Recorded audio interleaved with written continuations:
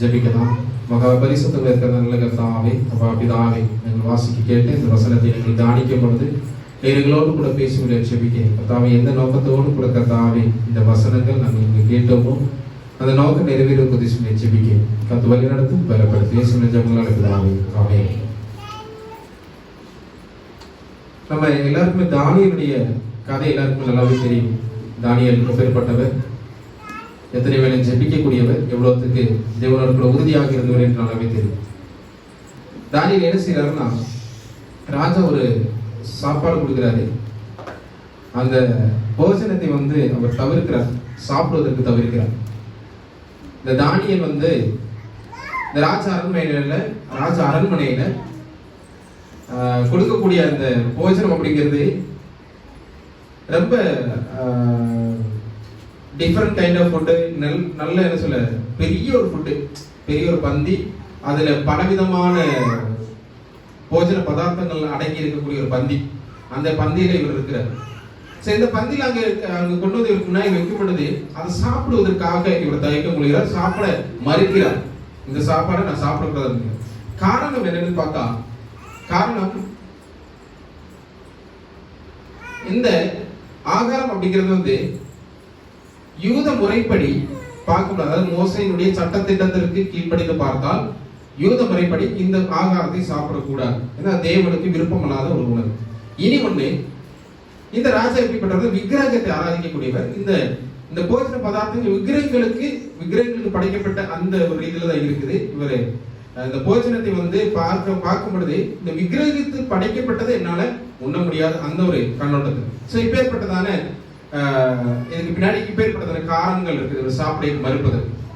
இப்ப இங்க ராஜாவுடைய உணவை சாப்பிடுவதற்கு மறுத்து இவர் என்ன செய்யறாருன்னா, எனக்கு பச்சைக்கறியும் காய்கள் இந்த மாதிரியான சாப்பாடு போதும் அப்படிங்கிறது தான் இவர் சொல்றாரு.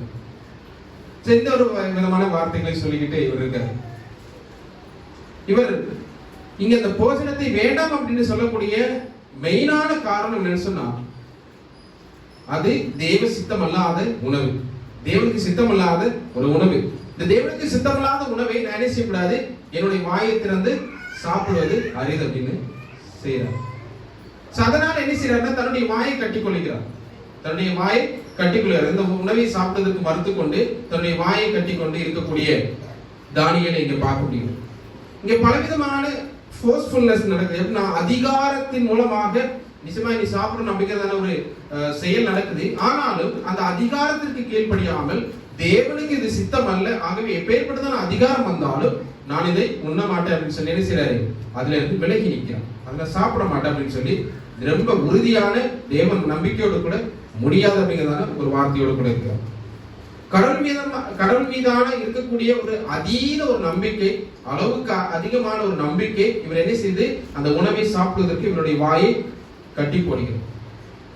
அப்ப தேவனுக்கென்று அவருடைய வாயை கட்டுவதை இங்க பார்க்க முடியும். தேவனுக்கென்று அவருடைய வாயை கட்டி போடுகிறார். நம்ம இந்த நாட்கள்ல நம்முடைய வாய் ஒரு போஜன பதார்த்தத்தை எடுத்துக்கிட்டோம், நம்ம வாயை கட்டுவதற்கு நம்ம ரொம்ப கஷ்டம் வருதுன்னு. நம்முடைய வாயை கட்டுவது ரொம்ப கஷ்டம். நல்ல ஒரு மனம் வச்சுனா போதும், நம்ம வாய் ஓகே ஆட்டோமேட்டிக்கா திறந்துரும். சாப்பிடுவதற்காக நம்ம ஆசைப்படுவோம். நல்ல ஒரு போஜன பதார்த்தம் நம்ம சாப்பிடக்கூடாது டாக்டர் சொன்னாலும் லைட்டா பார்த்துட்டு ஓகே இன்னைக்கு ஒரு நாள் தானே அப்படின்னு சொல்லி இந்த ஒரு நாள் சொல்லி நம்ம சாப்பிட்டு அதுக்கான விளைவுகளை தேடிக்கிட்டே இருக்கும். வாய் ரொம்ப முக்கியமானது, அப்படிதானே? நம்முடைய வாய் ரொம்பவே முக்கியமானது. இந்த வாய் திறந்தா மட்டும்தான் நான் அசையும். வாய் அடைஞ்சிருக்கு நினைச்சுக்கோங்க. இந்த வாய் அடைஞ்சிருக்குது, பேச முடியாது. நம்ம அந்த மாதிரி தான் பண்ண முடியுமே தவிர பேச முடியாது. சோ வாய் ரொம்பவே முக்கியம். இந்த வழியாக இனியொரு செய்தி என்ன சொன்னா, வாயை நம்ம கட்டி போடணும். வாயை கட்டுனா ஆட்டோமேட்டிக்கா உள்ள இருக்கக்கூடிய அந்த எலும்பில்லாத அவையானது நாவு, அது ஒண்ணுமே செய்யாது. நம்ம பல நேரத்துல இந்த நாவு இயங்குவதற்கு நம்ம வாயை திறந்துடும். அதனாலதான் நம்ம இந்த கைக்கு கூட வேற ஏதாச்சும் இதுக்கு முன்னாடி ஏதாச்சும் லேயர் இருக்கா, ஒண்ணுமே இல்லை. இந்த கை வச்சதுனால டைரக்டா தொடலாம். இந்த நாவு மட்டும் எப்படி உள்ள இருக்குது, அதுக்கு என்னன்னா ஃபர்ஸ்ட் இந்த உதடு இருக்குது, அதுக்கு பல்லு இருக்குது, அதுக்கப்புறம் தான் என்ன செய்யுது இந்த நாவே இருக்குது. ஸோ ரெண்டு லேயர் போட்டாலும் இந்த நாவு என்ன செய்யும், அதையும் உடைச்சிக்கிட்டு வெளியில் வரக்கூடியதுதான் இந்த நாவு. இந்த நாவல இருந்து தான் அநீதியும் வருது, இந்த நாவல இருந்து தான் நீதியும் வருது. நல்லது இந்த வாயில இருந்து வருது, கெட்டது இந்த வாயில இருந்து வருது. சோ ரொம்ப கவனம் தேவை, நம்ம பேசுறதுல ரொம்ப கவனம் தேவை. நம்ம என்ன செய்யறோம், சில நேரத்துல மனசுல பலவிதமான எண்ணங்களோடு பலவிதமான சிந்தைகளோடு கூட பலதில் உடச்செறிஞ்சு வாயில இருந்து வார்த்தை விட்டுருதோம். அதுக்கப்புறமாக லேட்டரா அதை பற்றி இல்லைன்னா நம்ம சொன்னது தவறுன்னு உணரும் பொழுது நம்ம விட்டது எடுக்க முடியுமா? முடியாது. சோ அது ரொம்ப கவனம், நம்முடைய வார்த்தைகள் வெளியே விடுவது ரொம்பவே கவனம். தேவனுக்கு பலதும் தெரியும். இயேசு கிறிஸ்துவானவர் அங்க ஞாசனத்துக்கு முன்னாடி அங்க வந்து ராஜாக்களுக்கு முன்னாடி போய் நிக்கிறாரு. அங்க நிக்கும் போது இவரை வந்து பலர் குற்றம் சொல்றாங்க, பலர் வந்து முன்னாடி குற்றம் சொல்றாங்க. இயேசு கிறிஸ்து அமைதியாவே இருக்கிறாரு. அப்ப கேட்கிறார், ராஜா என்ன கேட்கிறான், அமைதியா இருக்கப்ப உனக்கு ஏதாவது சொல்லிக்கு இருக்குதா அப்படின்னு சொல்லி. அவர் ஒண்ணுமே அதுக்கு உண்மை சொல்லுங்க, அதுக்குமே உண்மை சொல்லுங்க. ஏன்னா இயேசு கிறிஸ்துக்கு தெரியும், என்ன தெரியும், என் மேல ஒரு குற்றம், நான் தான் தேவன், நான் தான் யாரு பிதா அனுப்பின குமாரன், நான் தான். சோ என்னை பத்தி யார் எதுனாலும் சொல்லிட்டு காரியத்துக்கு எதுனாலும் பண்ணட்டும், எனக்கு அதை பற்றி எந்த விதமான கவலையும் இல்லை. ஏன்னா தேவனுடைய சித்தம் நிறைவேற வேண்டும் அப்படின்னு சொல்லி அமைதியா இருக்கிறத நம்ம பார்க்க முடியும். நம்ம அப்படி இருப்போமா? நம்ம அப்படி இருக்க முடியாது. சோ வாயை கெட்டி போடுவதை இங்க பார்க்க முடியும். யாருக்கென்று இந்த தானியேலுக்கு வாயை கெட்டி போடுகிறார்? யாருக்கென்று? தேவனுக்கென்று, தேவனுடைய சித்தத்திற்கென்று. தேவனுக்கு அது சித்தம் அல்ல அப்படின்ற உணர்ந்து கொண்டு தானியேல் என்ன செய்றாருன்னா தன்னுடைய வாயை கட்டி போட பார்க்க முடியாது. அதுக்கப்புறமா நம்ம டைரக்டா 6வது அதிகாரம் வரும் பொழுது வாசிக்கலாம். 6வது அதிகாரம் 13 வாசிக்கலாம். 13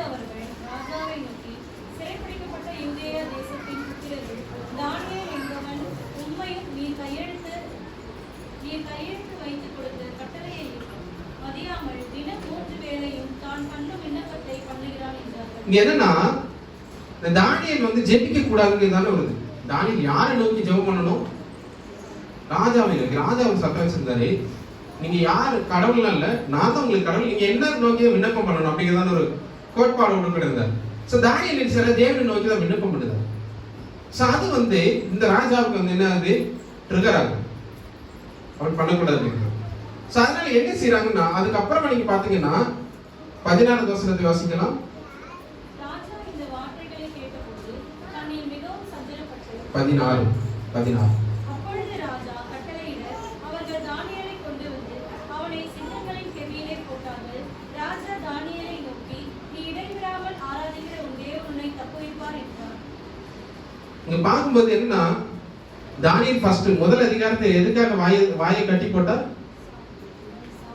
சாப்பிடக்கூடாது. எதுக்கு தேவனுக்கு சித்தம் இல்லை, அதனால அவருடைய வாயை என்ன செஞ்சாரு, கட்டி போட்டுட்டாரு. இங்க வாயை எதுக்கு திறக்கிறாரு? ஆராதிப்பதற்கு, தேவனை ஆராதிப்பதற்காக திறக்கிறார். ஓகேவா? அப்ப நமக்கு ஒண்ணு ரொம்ப முக்கியம் என்னன்னா, வாய் எதுக்கு திறக்கணும், எதுக்கு அடைக்கணுங்கிறது, எதுக்கு கட்டி போடணும், எதுக்கு கட்டி போடக்கூடாது அப்படிங்கிறது ரொம்பவே முக்கியம். வாய் எதுக்கு கட்டி போடணும், எதுக்கு திறக்கணும் அப்படிங்கிறது ரொம்பவே முக்கியம். அடுத்து வாசிக்கலாம் 18. இல்ல 17 வாசிக்கலாம்.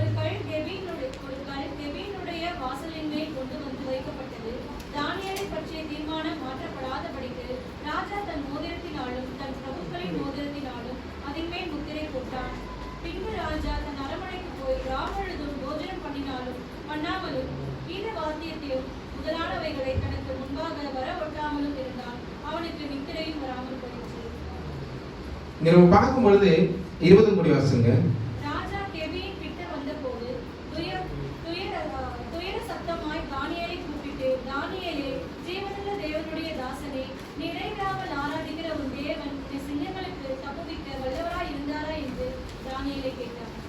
நான் பார்த்தா ஃபர்ஸ்ட் வந்து அந்த வாயை கட்டி போட்டது உணவுக்காக கட்டி போட்டார். அதுதானே உணவு. இங்க 6வது அதிகாரத்துல பார்க்கும்போது தானியேலே யாருக்கு உணவா போறாரு? சிங்கத்துக்கு உணவா போறாரு. தானியேலே சிங்கத்துக்கு உணவா போறாரு.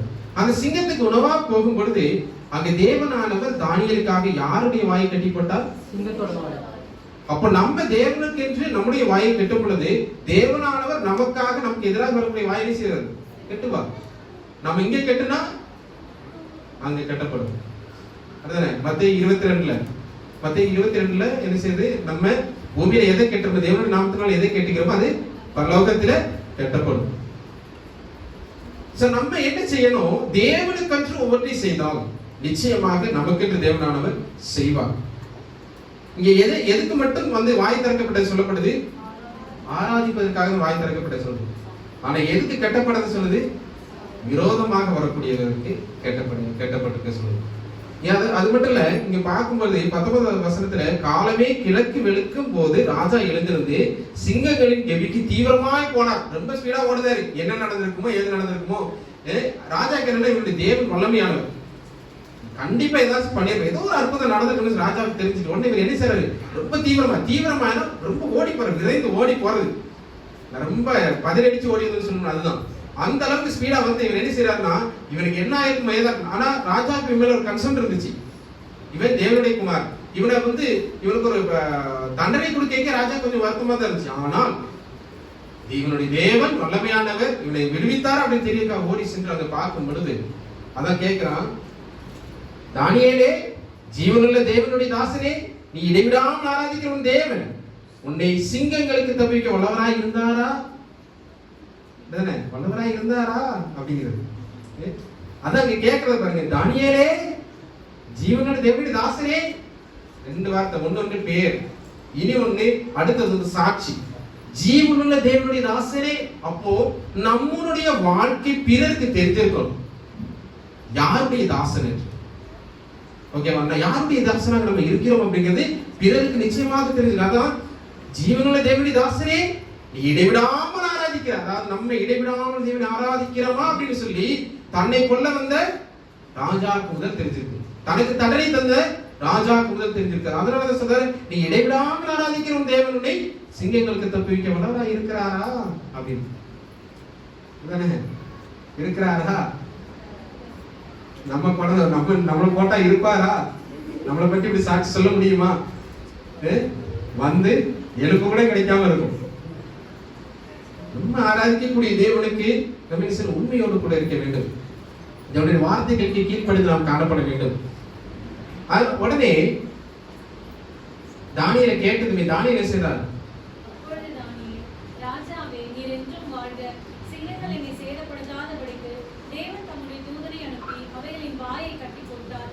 இங்க பாருங்க, அதுவும் தானியேல் பயங்கர தந்திரசாலி. தந்திரம்னா அவனுடைய வார்த்தையை பாருங்க எப்படின்னா, தானியேல், ராஜாவே நீர் என்றும் வாழ்க, ராஜாவே நீர் என்று. ஏன் இந்த வாழ்க்கைன்னு சொன்னா, நீங்க இங்க போட்டதுனால என்னுடைய தேவனை பற்றி யார் புரிந்து கண்டாங்க?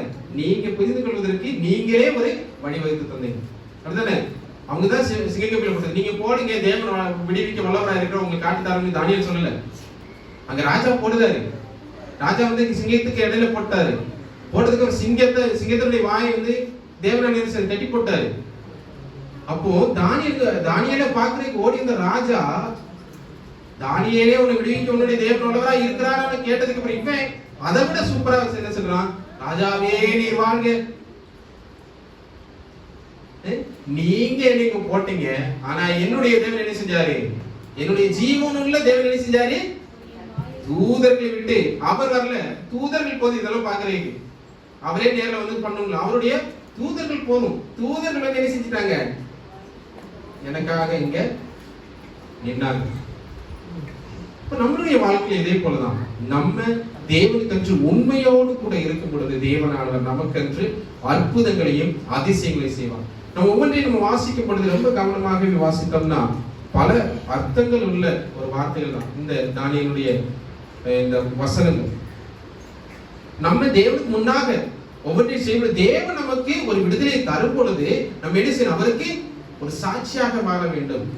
பல சூழல்கள், பல போராட்டங்கள் வரும் பொழுது நம்ம தேவனுக்கென்று நம்மளுடைய வாயை என்ன செய்யணும்? அடக்கி கொண்டு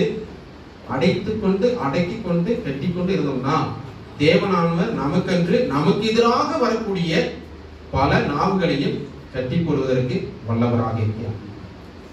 நினைக்கலாம், என்னுடைய இடத்துல, நம்முடைய வேலை செய்யற இடத்துலயோ, என்னுடைய சமூகத்திலேயோ, என்னுடைய வீட்டிலேயோ, என்னுடைய என்ன சொல்ல அயல்வாசிகளையோ, யாரோ ஒருத்தவங்க நம்மள்ட்ட ஏதோ சொல்றாங்கன்னு சொல்லி நம்ம கொந்தளிச்சு போக வேண்டிய தேவையே இல்லை.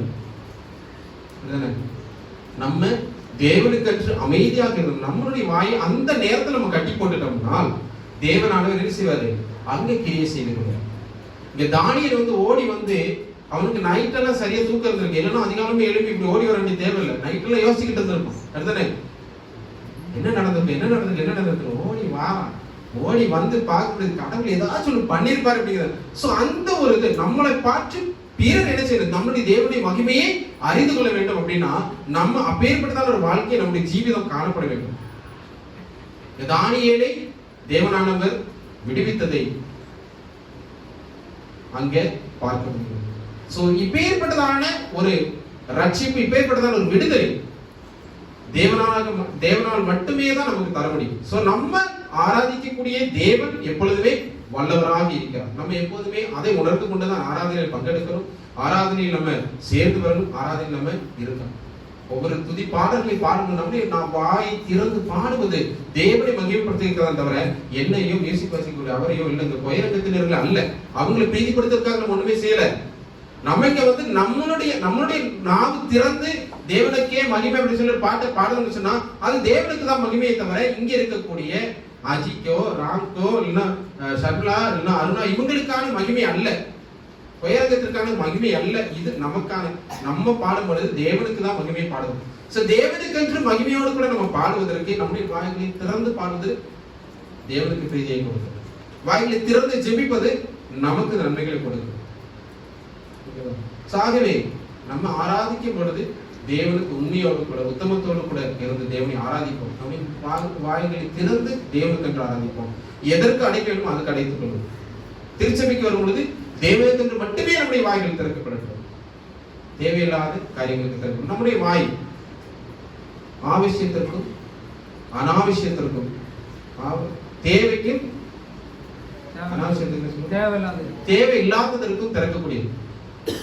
அப்படிதானே? தேவைக்கு தேவையில்லாத நம்ம ரொம்ப தேவை, அதாவது மஸ்டா தேவை அப்படிங்கறத சொல்லணும். கண்டிப்பா நமக்கு தேவை எதுவும் வேணும், இது அந்தக்கு மட்டும் நம்ம வாய்ப்பு திறக்கும். சாப்பாடா இருந்தாலும் சரி, பேச்சா இருக்கட்டும், எல்லாம் நிச்சயமா எனக்கு இந்த சாப்பாடு தேவை அப்படின்னா மட்டும் சாப்பிடணும். நிச்சயமா இந்த வார்த்தையை சொல்லணும்னா மட்டும் சொல்லுங்க. அது அல்லனா தேவையில்லை. நான் அது என்ன செய்யும், அது